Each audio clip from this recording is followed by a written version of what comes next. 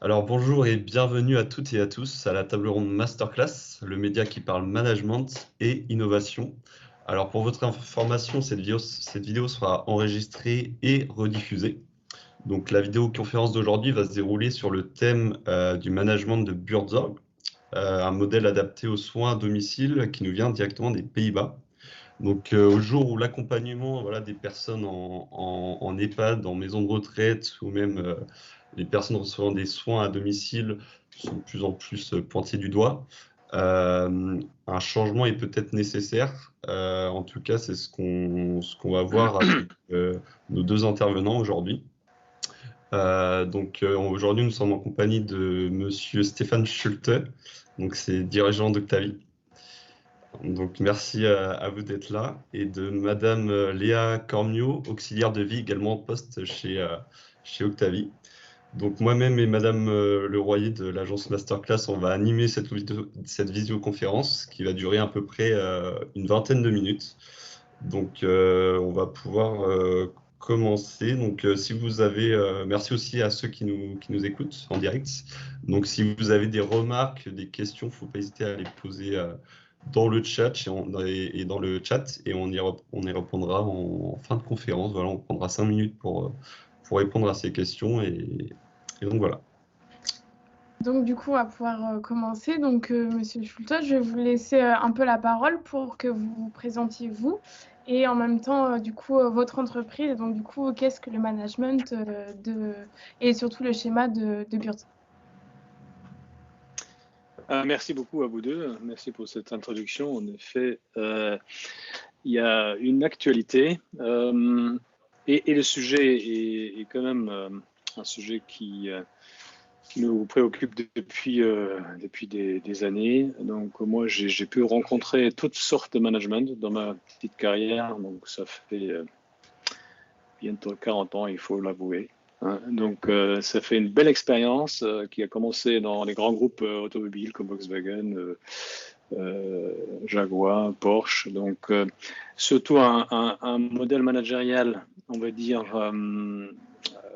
taylorien, donc bien hiérarchique, bien organisé pour produire la bonne qualité allemande ou anglaise ou autre. Donc là, j'ai tout de suite vu que c'est très efficace pour fabriquer des voitures, des produits de ce type. Par contre, ça a des limites. Ça a des limites tout de suite humaines dans la collaboration des collaborateurs, oui, des employés. Et puis aussi dans l'adaptabilité, dans l'agilité, tous les mots maintenant très, très à la mode qui... donc déjà, j'ai perçu ça très très tôt et puis depuis une dizaine d'années que je me suis lancé moi-même à créer des entreprises, à accompagner des entreprises, des entrepreneurs et leurs managers et leurs équipes à prendre plus d'autonomie, plus de responsabilité, plus de agilité. J'ai vu qu'il y a des solutions. Et quand Frédéric Laloux a sorti son livre Reinventing Organizations, j'ai aussi découvert un des exemples, c'est Buurtzorg, donc le fameux soin à domicile qui s'est lancé il y a maintenant bientôt 16-17 ans aux Pays-Bas, donc à côté de chez moi, en Allemagne, où j'étais, qui sont lancés à quatre infirmières pour le coup du soin du quartier et quelques années plus tard ils sont 15 000 toujours en équipe autonome, une douzaine de collaborateurs par infirmière par équipe et zéro management, donc il n'y a aucun manager par équipe. Et je pose toujours la question, Marina, d'après vous, il y a combien de personnes en back-office qui gèrent toute l'administration, tout ce qui est organisationnel, autre que sur le terrain, pour quand même faire la paye, faire la compta pour 15 000 salariés? Combien, d'après vous? Très bonne question. Je crois que je vais vous retourner à la question parce que je ne vais pas dire des bêtises. Moi, je veux bien Enzo, tenter, moi. Vas-y. oui. Si on est à un modèle comme ça, je dirais, ouais, il n'y a pas beaucoup, donc je dirais peut-être, je sais pas, 3 personnes. Oh non, 3 personnes, c'est... Non, non, c'est bien tenté parce que c'est extrêmement... Quand je suis allé visiter en 2019 sur place, Joost de Blok et son équipe, ils étaient 49 à Almelo sur leur petit siège. Un ratio, on va dire, dans une entreprise hiérarchique classique, ce sera jusqu'à 10%. Donc, vous aurez 1500 personnes à peu Ah près oui, en management et sous-management, des chefs d'équipe et que sais-je. Là, on est 49 et il y a une bonne vingtaine de coachs qui accompagnent les équipes à fonctionner, à bien s'organiser dans ce mode de management très, très novateur. Et il n'est pas le seul, donc il y avait une douzaine d'exemples. Et moi-même, j'ai pu accompagner des entreprises à prendre ce virage peut-être, ou cette transformation de se réorganiser, se réinventer et s'orienter vers un management beaucoup plus, oui, responsabilisant, plus collaboratif, quoi. Donc, et donc en 2019, on a créé Octavie et puis on s'est lancé, on s'est en effet inspiré par de Buurtzorg, mais pas que. Donc, comme je disais, heureusement, il y a déjà d'autres exemples dans le monde entier, des très petites boîtes et des très grosses boîtes aussi qui ont pu faire ce type d'expérience. Même Harley Davidson, à un moment donné, pendant plusieurs années, ils étaient bien transformés. Malheureusement, un changement d'actionnaire a fait qu'ils ont fait marche arrière, malheureusement, je pense, et eux aussi. Donc, il y a vraiment des cas à étudier. Puis, la quintessence, quand même, c'est qu'une fois lancé, vous avez à créer votre propre modèle. Donc là, Léa, elle pourra en parler parce que une fois lancé avec une idée, une vision, même une utopie, comme on disait, dans un premier temps, dès qu'on hit the ground et dès qu'on commence à vraiment expérimenter, à travailler, on est en train de s'adapter en permanence, à réinventer nos propres idées et structures et de aller toujours chercher plus de pertinence, plus de sens dans ce qu'on fait pour nos clients, nos bénéficiaires à domicile. Voilà, pour ne pas trop monopoliser la parole, donc en intro. il n'y a pas de souci. Bah, à la limite, ça peut être intéressant de demander donc à Léa comment elle le vit, peut-être ce modèle de management, elle qui on va dire qui est sur le terrain, donc peut-être elle peut nous donner un peu son expérience. Merci beaucoup.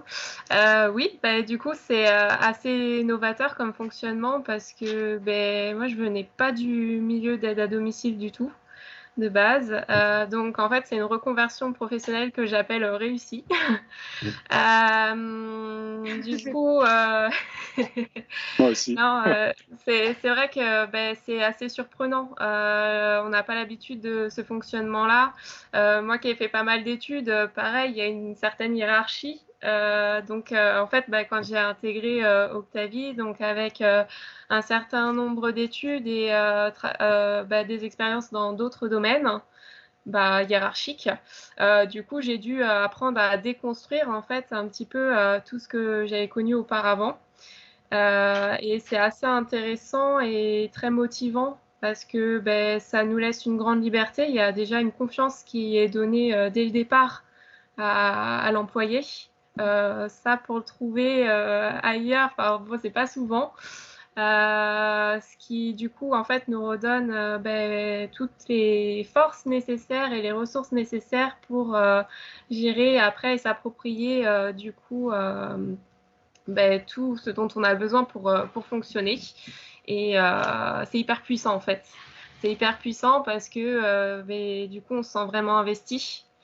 La reconnaissance, on en a tous les jours. Et puis je peux dire que le matin je me lève avec une belle motivation et le soir je suis contente de ce que j'ai accompli. Et puis après effectivement on s'améliore un petit peu tous les jours. Du coup, on essaye de redonner du bon sens à ce que l'on fait. Et puis, s'il y a quelque chose qu'on tente et qu'on se dit, ouais, on aurait pu faire autrement, libre à nous de le faire. Et ça, c'est génial. C'est vraiment génial. Ouais, le fait qu'on vous fasse entièrement confiance avec cette méthode et ce schéma de Burzorg, vous voyez une certaine différence en fonction de votre travail? Ouais. Je le vois parce que du coup j'ai pu expérimenter en fait. J'étais par exemple j'ai fait du milieu bancaire avant, donc voilà avec une certaine hiérarchie où on est très cadré. Hein. Là au final cette expérience je la ramène chez Octavie parce que administrativement pardon voilà j'apporte des compétences, mais en même temps le fait d'avoir cette liberté, ouais c'est très puissant. Enfin, moi, je le vis comme ça. Et puis après, je me sens pas non plus abandonnée parce que Stéphane et Maëva, qui est au back-office, restent des personnes ressources si on a besoin. Et bien sûr, après, on a notre équipe, donc Octavia en général, donc les équipes qu'il y a sur tout le terrain, on est une communauté. Moi, je vois comme ça. Donc, on peut se servir aussi des expériences et des compétences de chaque membre qui intègre Octavie. Et en petit groupe, comme ça, on arrive à vraiment se manager et à bien fonctionner, quoi. D'accord, ok. Du coup, est-ce que Stéphane Schulte, vous avez rapidement vu ce changement, on va dire, une fois que vous avez appliqué cette méthode? Est-ce que ça a été directement adopté par tous les salariés? Et est-ce que tout le monde a réussi à se faire à ce changement? Parce que peut-être si quelqu'un vient d'un milieu, justement, par exemple, bancaire, où il y a beaucoup de hiérarchie, ça peut peut-être être difficile à s'adapter quand tout à coup on a beaucoup plus de liberté. Oui, c'est une excellente question parce que c'est vrai. Nous, on a eu cette chance qu'on a créé Octavie, donc il y a pas ce changement ou cette transformation à l'intérieur de l'entreprise, mais quand même, comme vous dites, Enzo, c'est que on vient tous avec notre bagage et avec notre, comme dit Léa, avec notre formatage, et ça commence très tôt, hein, la petite école. Et les études, et après les premières expériences dans les entreprises, on va dire, classiques, hiérarchiques ou administratives. Administration, donc ça fait 99%, je pense, des organisations qui sont organisées de cette manière. Et oui, il y a eu tout de suite pour nous un challenge de mettre en place un processus de recrutement qui fait le tri, qui fait idéalement que quand on arrive à trouver cette perle rare, ces diamants qui sont peut-être un peu sous cette croûte qui était construite au fil des années. Hein. On s'est frotté à cette société hiérarchique qui nous, d'ailleurs, et ça c'est un autre challenge, Léa peut en parler certainement aussi, qui continue à nous englober. Donc on est sur notre petit îlot là et que on essaie de toujours avancer comme je disais tout à l'heure. Et autour de nous, même la famille, on nous questionne, mais comment ça marche? C'est pas possible, il n'y a pas de chef, comment ça peut pas fonctionner? Donc en effet, tout le monde ne réussit pas à s'intégrer. Donc jusqu'à présent, dans la période d'essai, on a toujours pu détecter réciproquement, voilà, ça le fait pas, c'est pas le bon timing. J'y peut-être cru, on avait peut-être cru, mais on se rend compte que non. Et ça, c'est assez rapide en fait. Ça nous prend pas 2 mois normalement, 2-3 semaines, et on aura aussi des retours des bénéficiaires, des clients. Ils ressentent aussi que est-ce que la personne est à l'aise ou pas. Et c'est un tout, évidemment. C'est pas que la méthode octavienne ou la méthode Burzorg ou la méthode X ou Y. C'est la personne, mon savoir-être, où est-ce que je suis actuellement, moi avec moi, et moi avec ce nouvel environnement, avec cette équipe.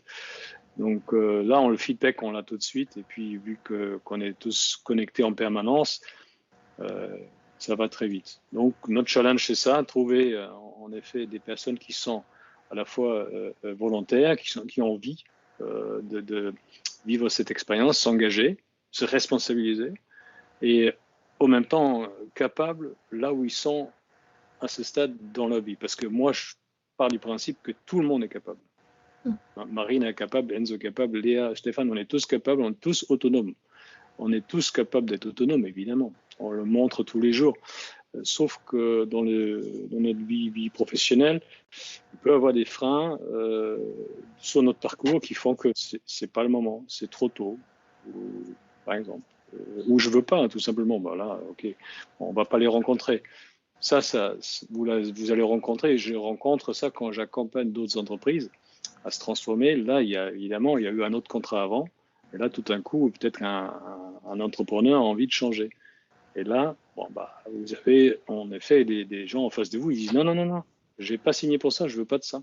Je veux un chef qui me dise ce que j'ai à faire.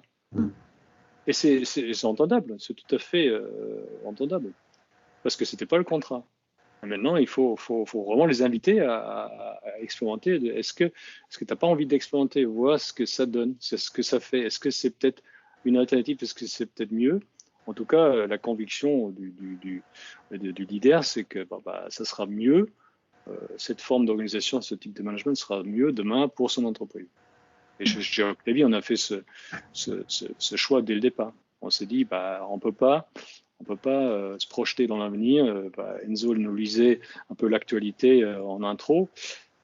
Si on veut faire venir, comme Léa, elle travaillait dans la banque, ou d'autres gens qui ont travaillé dans d'autres secteurs, il faut, parce qu'il n'y en a pas assez des gens qui sont formés et qui se forment à ce beau métier d'auxiliaire de vie.